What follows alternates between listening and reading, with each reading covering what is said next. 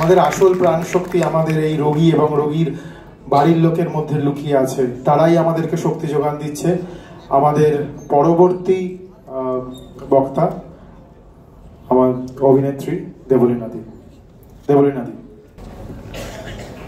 নমস্কার। যাতে ছোট করে বলতে পারি সেই জন্য পয়েন্ট ওয়াইজ নোট করে নিয়েছি, কিন্তু দেখছি যে 6টা পয়েন্ট হয়েছে। যদি পয়েন্ট পিছু 1 মিনিট করেও ধার্য করি তাহলেও 6 মিনিট হয়ে যাবে। আমি চেষ্টা করছি যতটা। আর তার আগে আমি কিঞ্জল আর বিপ্রেশকে বলি যে আমি কনভেনশনের শেষ অবধি আছি, কিন্তু একদম শেষ অবধি আছি। প্রত্যেকটা কনভেনশনের শেষ অবধি থাকি, লড়াইয়েরও একদম শেষ দিন অবধি থাকবো। একটু তারা একটা কারণেই খুঁজছিলাম শেষ অবধি সবসময় শেষ অবধি। একটা কারণেই বারবার বলছিলাম, কিছু চেয়ার খালি হয়ে যাচ্ছে দেখছিলাম যথাযথ কারণেই। খালি মনে হচ্ছে যে একটা তাগিদ কাজ করছে তো ভেতরে সারাক্ষণ, যে কথাগুলো বলার আছে সবার কাছে পৌঁছে দিতে চাই, সবার কাছে পৌঁছে দিতে পারবো। তো প্রথমেই আমার একটা ভীষণ গুরুত্বপূর্ণ কথা বলার, সেটা হচ্ছে যে এই যে ডাক্তারদের আন্দোলন বলে যে ন্যারেটিভটা চলছে প্রথম থেকে এখনো অবধি, ডাক্তারদের আন্দোলন, তাতে নাগরিকরা যোগদান করছে। আমার একটা গুরুত্বপূর্ণ প্রশ্ন আছে, ডাক্তাররা কি নাগরিক নয়? ডাক্তাররা তো নাগরিকই। তাহলে শুধু ডাক্তাররাও যদি পথে থাকতেন তাহলেও তো এটা নাগরিকদেরই আন্দোলন হতো। তাহলে এই যে ডাক্তাররা পথে, সাধারণ জনতা পথে, নাগরিক পথে, অভিনেতারা পথে, সিঙ্গাররা পথে, আমি বলছি ভোটার আইডি তো সবারই রয়েছে। পথে যে একজন ব্যক্তিও যদি নামে সেও তো নাগরিক।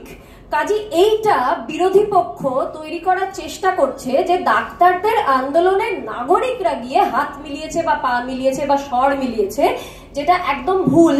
তার কারণ হচ্ছে নাগরিক আমরা প্রত্যেকটা ইন্ডিভিজুয়াল। তাই এটা প্রথম দিন থেকেই নাগরিকদের আন্দোলন ছিল, এখনো নাগরিকদের আন্দোলন, ইতিহাসের পাতায় নাগরিকদের আন্দোলন হিসেবেই লেখা থাকবে। তো আমার কথা হচ্ছে, আমি তো সিনেমা জগতের লোক, আমার ভীষণ মাউথ পাবলিসিটিতে আমি ভীষণ বিশ্বাস করি। তাই বারবার চাইছিলাম যে যত মানুষকে আমি এটা পৌঁছে দিতে পারবো তাড়াতাড়ি করে কথা বলতে চাইছিলাম, যে আমরা একটু মুখে মুখে সবাইকে এটা বলি যে এই কথাটা পুরো অর্থহীন, কোনো মানে নেই। ডাক্তারদের আন্দোলনে নাগরিকরা যোগ করেছে, কি অদ্ভুত, সবাই নাগরিক। কাজে প্রথম দিন থেকেই এটা নাগরিকদের আন্দোলন। এটা হলো প্রথম কথা। দ্বিতীয় কথা হচ্ছে, বিরোধী পক্ষরা আরেকটা ন্যারেটিভ খুব সুন্দর করে চালানোর চেষ্টা করছে। সেটা হচ্ছে এই আন্দোলনটাকে না একটা ফেমিনিজমের দিক দেওয়ার চেষ্টা করা হচ্ছে। সেটা হচ্ছে রেপ অ্যান্ড মার্ডার নয়, murder and rape. To be specific, murder and necrophilic attack, to be specific. তাই আমাদের এই ধর্ষণটার দিকে নিশ্চিতভাবেই আমাদের নজর দিতে হবে, কিন্তু ধর্ষণ মানেই তো লালসার একটা যোগ থাকে, এইটা তো তাই নয়। এটা হচ্ছে প্রতিহিংসামূলক একটি খুন, তারপর সেটার উপর একটা নেক্রোফিলিক অ্যাটাক হয়েছে। একজন নেক্রোফিলিককে এটা একটা জাস্ট প্রাইজ হিসেবে দিয়ে দেওয়া হয়েছে, এবং প্রথমেই 48 ঘন্টার মধ্যে আমাদের পুলিশ সেই নেক্রোফিলিক পেশেন্টকে তুলে নিয়েছেন, ধরে নিয়েছেন, এবং তারা প্রথম থেকেই বুক বাজিয়ে বাজিয়ে বলছিলেন যে এই তো আমরা ধরে নিয়েছি ক্রিমিনালকে 48 ঘন্টার মধ্যে। তাই যদি আপনারা পেরেছেন, তাহলে পরে তার আগে যারা খুনটা করলো তাদেরকে এই 38 দিন হতে চললো ধরতে পারছেন না কেন? বুঝতে পারছি না। সেইটা সিবিআই এর হাতে দিয়ে দিতে হলো কেন? বুঝতে পারছি না। আরেকটা খুব ইম্পর্টেন্ট কথা, সেটা হচ্ছে আমরা আমাদের বোন, আমাদের মেয়ের ন্যায় বিচার চাই, কিন্তু মাথায় রাখতে হবে থ্রেড কালচারের বিরুদ্ধে লড়াই। তিলোত্তমা আজ একজন পুরুষও হতে পারতো, নট নেসেসারি। এই যে রেপটাকে এগিয়ে দেওয়া হচ্ছে কেন বলুন তো সামনে? এই থ্রেড কালচারটাকে ঢাকা দেওয়ার জন্য। রেপটাই যেন না, তিলোত্তমা যে প্রতিবাদটা করতে চেয়েছিল সেটা যদি একজন পুরুষ ছাত্র ডাক্তার করতে চাইতো, তাকেও খুন হতে হতো। এটা আমাদের মাথায় রাখতে হবে, তাকেও খুন হতে হতো এবং হতোই খুন হতে। তারপরে নেক্রোফিলিক অ্যাটাকটা হয়তো হতো না, বা সন্দীপ ঘোষের মানুষ যদি থাকতেন, তার ইতিহাস আমরা যা শুনেছি, তিনি যে কারণে খেটেছেন, তাহলে পরে এখনো নেক্রোফিলিক অ্যাটাক হতে পারতো। কাজী এটা আমাদের মাথায় রাখতে হবে যে থ্রেড কালচারের বিরুদ্ধে বেসিক্যালি লড়াইটা হচ্ছে, সেখানটাতে রেপটাকে এগিয়ে দিয়ে এটাকে একটা ফেমিনিজমের দিক দিয়ে দেওয়াটাকে আমরা সাপোর্ট করব না। আমরা জোর গলায় বলবো যে না, এটা দুর্নীতির বিরুদ্ধে এটা থ্রেট কালচারের বিরুদ্ধে লড়াই, এটা একজন পুরুষও হতে পারত, ঘটনাচক্রে একজন নারী। এটা আমাদের না বলতে হবে, মুখে মুখে বলতে হবে, বারবার জোরে জোরে বলতে হবে। এবারে আমি একটা কথা বলি, ডাক্তাররা WBJDF বারবার বলছে যে এটা অরাজনৈতিক, ওদের আন্দোলনটা অরাজনৈতিক, ওরা কিছুতেই রাজনীতি ঢুকতে দেবে না, ওরা দুর্নীতির বিরুদ্ধে লড়ছে, দুর্নীতির বিরুদ্ধে লড়ছে। যতই এটা বলছে ডাক্তাররা গলা বাজিয়ে বাজিয়ে, ততই শাসক দল বলছেন আমাদের বিরুদ্ধে লড়াই, আমাদের। বলেনি তো ডাক্তাররা, ডাক্তাররা বলছে আমরা দুর্নীতির বিরুদ্ধে লড়ছি, আর আপনারা বলছেন ওরা আপনাদের বিরুদ্ধে লড়ছে। তাহলে তো সেই অরিজিৎ সিং এর কথা ধার করে আমাকে বলতে হয় ঠাকুর ঘরে কে, আমি তো মানে কি বলবো, কেউ বলেনি, কিন্তু ওরা বলেছে বারবার। আর আপনারা যে বলছেন যে সরকার বিরোধী, কি করে বলছেন বলুন তো? এখানে ডক্টর দেবাশিস, মানে দেবা বলে এখন আমরা সবাই যার সাথে পরিচিত, তার ন্যারেটিভটাই আমি বিশ্বাস করব, কারণ ওরা বাইরে দাঁড়িয়েছিল, ওরা প্রত্যেকটা ক্যামেরার সামনে দাঁড়িয়েছিল। কাজে আরেকটা ন্যারেটিভ দিকে দিকে দেওয়া হচ্ছে, বিভিন্ন দলপ্রতিনিধি এই ন্যারেটিভটা দিচ্ছেন যে ওদেরকে নানান রকম কিছু অফার করা হয়েছিল মিটিং এর দিন, কিন্তু ওরা সবেতেই না বলেছে, মোটেই না, ওরা সবেতেই হ্যাঁ বলেছে। ওরা যখন প্রথমে লাইভ টেলিকাস্ট চেয়েছিল, না বলেছিলেন ওরা মেনে নিয়েছে, ঠিক আছে। তারপরে ভিডিও রেকর্ডিং চেয়েছিল, ভিডিও রেকর্ডিংটা মেনে নেয়নি। কেন না? ওদেরকে বলা হয়েছিল যতদিন সুপ্রিম কোর্টে কেস চলবে ততদিন নাকি ভিডিওটা দেয়া যাবে না। তো অতদিন কি 20 বছর পর ভিডিওটা পেয়ে কি লাভ হবে? আমাদের তো লাগবেই না তখন ভিডিও।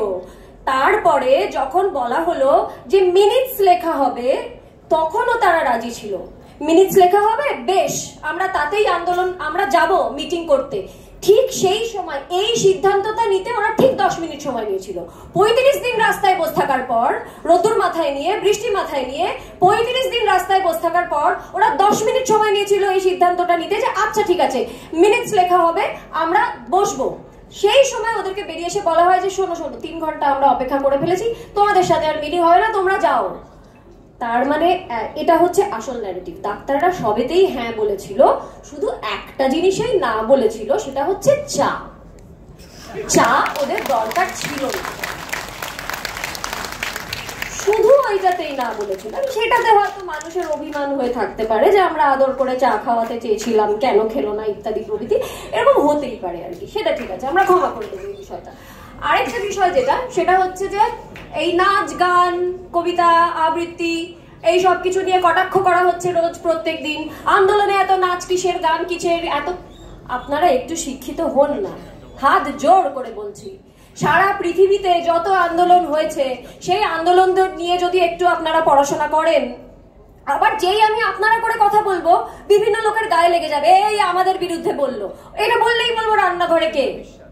আমি কিন্তু আপনারা বলেছি, যারা যারা গায়ে মাখবেন তার মানে তারা দোষী।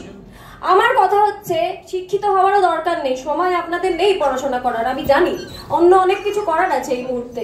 তো আপনারা গুগল সার্চ করে একটু দেখুন সারা পৃথিবীর আন্দোলনের ইতিহাসে নাচ গান পথনাটিকা পেইন্টিং এগুলো কি রোল প্লে করে থাকে সেটা আপনারা একটু দেখুন। এগুলোর আলাদা আলাদা নাম আছে, সেই নামগুলো আপনারা মুখস্থ করতে পারবেন না, কিন্তু একবার পড়ে তো নিতে পারেন, তাহলে আর কটাক্ষ করতে হয় না। আরেকটা আমার সরাসরি অভিজ্ঞতার কথা বলি। একদিন আমি স্লোগান দিচ্ছি স্বাস্থ্য ভবনের বাইরে, আমি কথায় কথায় বলেছি যে এই যে ডাক্তার ছাত্রছাত্রীরা এরা কিন্তু গভর্নমেন্টের কাছ থেকে মাইনে পায় না, বুঝেছেন? এরকম বলছি, পেছন থেকে আমাকে একজন ডাক্তার ছাত্র এরকম করে টোকা মারলো, মেরে বললো দিদি দিদি দিদি আমরা কিন্তু স্টাইপেন্ড পাই, স্টাইপেন্ড, এটা বলে দাও। এতটা সৎ এরা, মানে এতটাই সৎ এরা, এইটা আমাকে বললো বলে দাও। এবারে আপনারা যে এদের খাওয়া দাওয়া নিয়ে সমানে কটাক্ষ করে যাচ্ছেন, এই আজকে বিরিয়ানি খেলো, এই আজকে অমুক খেলো, তমুক খেলো, অমুক করলো। পশ্চিমবঙ্গের বিভিন্ন প্রান্ত থেকে মানুষ খাবার দাবার বানিয়ে নিয়ে আসছে, আপনারা জেনে রাখুন। হ্যাঁ, পশ্চিমবঙ্গে একটা ছোট্ট পশ্চিমবঙ্গ তৈরি হয়েছিল স্বাস্থ্য ভবনের বাইরে, বিভিন্ন প্রান্ত থেকে মানুষ খাবার দাবার এনেছে, ওরা খেয়েছে, ছোট্ট পশ্চিমবঙ্গ তৈরি হয়েছিল। যদি আপনারা বলেন সল্ট লেকের কিছু উঁচু উঁচু বিল্ডিং থেকে লোকজন নেমে এসছে, যে ন্যারেটিভটা আমি ভুল, মিথ্যে কথা। সারা পশ্চিমবঙ্গ থেকে লোকজন এসেছিল, আমি নিজের চোখে এটা দেখেছি। এবার আমার কথা হচ্ছে আপনারা খাওয়া দাওয়া নিয়ে কটাক্ষ কেন করছেন? ডাক্তাররা একবারও বলেছে আমরা অনশন করছি? বলেনি তো, ওরা বলেছে আমরা আন্দোলন করছি। আপনারা কি ডাক্তারদের অনশনের দিকে ঠেলে দিতে চাইছেন? মুশকিলে পড়ে যাবেন কিন্তু। এরা এত সৎ না, এরা যদি অনশনটা করে তো অনশনটাই করবে, স্যান্ডউইচ খেয়ে মালাই চা খেয়ে। ডাক্তারদের অনশন কিন্তু হবে না। আবারও বলছি, দয়া করে কেউ গায়ে মাখবেন না, তাহলেই কিন্তু বলবো রান্নাঘরে কে। আমি জাস্ট বললাম আর কি। তো মুশকিলে পড়ে যাবেন আমরা, খাওয়া নিয়ে খোঁটা দেবেন না এদেরকে, হ্যাঁ। আর ওইসব 38 ঘন্টা 48 ঘন্টা ওরা অভ্যস্ত করে, ওদের স্ট্রেংথই আলাদা। তো নাগরিক ওরা আমি ও সে কেউ আলাদা না, এরা শুধু একটা দিক থেকেই আম জনতা আমাদের থেকে আলাদা, সেটা হচ্ছে ওদের মেধাটা ভয়ঙ্কর। ওই মেধা আমরা আম জনতা ওদের ধার পাশে ছুঁতে পারবো না ওদেরকে, এই একটা জায়গাতেই আলাদা। তাহলে আপনারা ভয় পান এই আন্দোলন আর তার সাথে ডাক্তারদের এই মেধাটা যখন যোগ হয়েছে তখন এই আন্দোলনটা কোথায় যেতে পারে ভাবতে পারছেন? কাজে এটাকে এত সহজে নেবেন না আর কি, এইটা আমি বলে দিলাম। আর একটা জরুরি কথা শেষ করে দেবো, খুব বেশিক্ষণ বলবো না, কি একটা পয়েন্ট আমি মিস করছি, সেটা হচ্ছে এই যে থ্রেড কালচারটা। হ্যাঁ, টিকিট আর চেয়ার। শুনেছিলাম ডাক্তাররা চেয়ার চাই বলে আন্দোলন করছে, আর আমরা যারা অভিনেতা আমরা টিকিট চাই বলে আন্দোলন করছি। তো এটা নিয়ে না একটা হিস্টেরিয়া মতো হয়ে গেছে, মানে যারা বলছেন তারা চেয়ার টিকিট ওসিডি হয়ে গেছে, অবসেসিভ কম্পালসিভ ডিসঅর্ডার হয়ে গেছে টিকিট এবং চেয়ারের।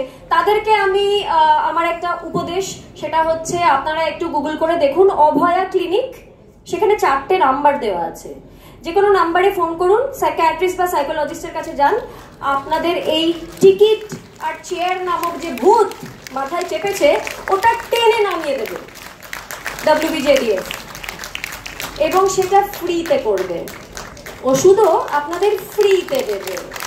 তো আপনারা দয়া করে এই ট্রিটমেন্টটা করিয়ে নিন, তাতে ভালো হবে আপনাদের। শেষমেশ আমার যে কথাটা বলার সেটা হচ্ছে, আমার কাছেও কিছুদিন আগে থ্রেট এসেছে, মজা পেয়েছি আমি তাতে, আমাকে তুলে নেওয়া হবে, এবং আমার কি জেল খাটার ইচ্ছে হয়েছে? যদি ইচ্ছে না হয়ে থাকে তাহলে পরে আমি যেন বাড়িতে বসে থাকি। তো আমি বলছি, যখনই থ্রেট আসছে তার মানে তোমরা ভয় পাচ্ছ। আমি জানি না কিন্তু আমায় কে থ্রেট করেছে, তোমরা বলারতে যদি কারোর গায়ে লাগে তাহলে আমি বলবো রান্নাঘরে কেউ গায়ে মেখো না। তো আমার কথা হচ্ছে যে এই থ্রেট কালচারটা যেটার বিরুদ্ধে আমরা লড়ছি, এই থ্রেট কালচারটা সব থেকে বেশি প্রকট হচ্ছে এই আন্দোলনের বিরুদ্ধে। মানে আন্দোলনকারীদেরকে ক্রমাগত নানান রকম ভাবে থ্রেট দেওয়া হচ্ছে, নানান রকম ভাবে। তো আমরা থ্রেট কালচারের বিরুদ্ধে লড়ছি এবং ক্রমাগত থ্রেট পাচ্ছি। একজন জনপ্রতিনিধিকে সেদিন বলতে শুনলাম যে সন্দীপ ঘোষ এইসব করতে পেরেছে এতদিন ধরে এই কারণে, কারণ স্বাস্থ্য ভবনের কিছু আমলা আছে যার সাথে ওর খুব ভালো যোগসাজশ ছিল এবং খুব ভালো আতাত ছিল। কই সেই আমলাগুলো ধরলেন আপনারাই তো বললেন স্বাস্থ্য ভবনে আমলা আছে, সেই আমলাগুলো কোথায়? কান ধরে নিয়ে আসুন তাদেরকে আমাদের সামনে এবং জেলে পুরুন।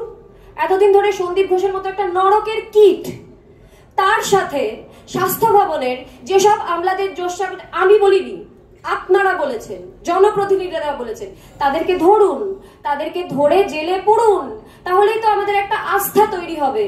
আমাদের আস্থাটা তৈরি করুন আপনারা, হ্যাঁ করছেন না তো।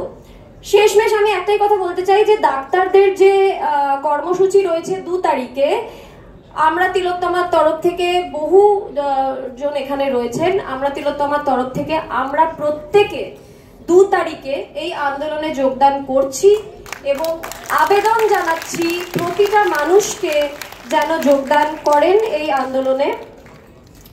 2 তারিখ এই বিদ্রোহ নিয়ে নাগরিকদের ডাক দিলাম রাজপথে, মহালয়া হোক মিছিলের মহাসভার, এবং শেষে শুধু একটা স্লোগান দিয়েই আমি শেষ করব, সেটা হচ্ছে যে একদিন আমরা এই স্লোগানটা সারাক্ষণই বলছিলাম যে বিচার যত পিছবে লড়াই তত এগোবে।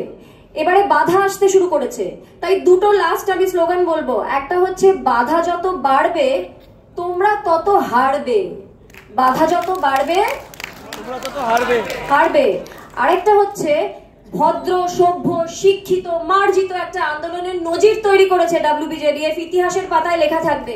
আন্দোলন করতে চাও তোমরা? ওই যে আন্দোলনটা হয়েছিল তিলোত্তমার ওই যাকে তোমরা মডেল হিসেবে দেখো, তার মানে এটা ডাক্তারদের দুর্বলতা ভাববেন না, প্রয়োজনে কিন্তু অন্যরকম হতে পারে। তাই আমি শেষ কথা এইটাই বলবো যে লড়াই যত উগ্র হবে, লড়াই যত তীব্র হবে, বাধা যত তীব্র হবে, লড়াই তত উগ্র হবে। প্রয়োজনে আমাদের লড়াই উগ্র হতে পারে, এবং বাধা যত প্রকট হবে লড়াই তত বিকট হবে। বাধা যত প্রকট হবে লড়াই তত বিকট হবে। এটা মাথায় রাখতে হবে যে প্রয়োজনে বিকট আকার ধারণ করতে পারে এই আন্দোলন। ধন্যবাদ।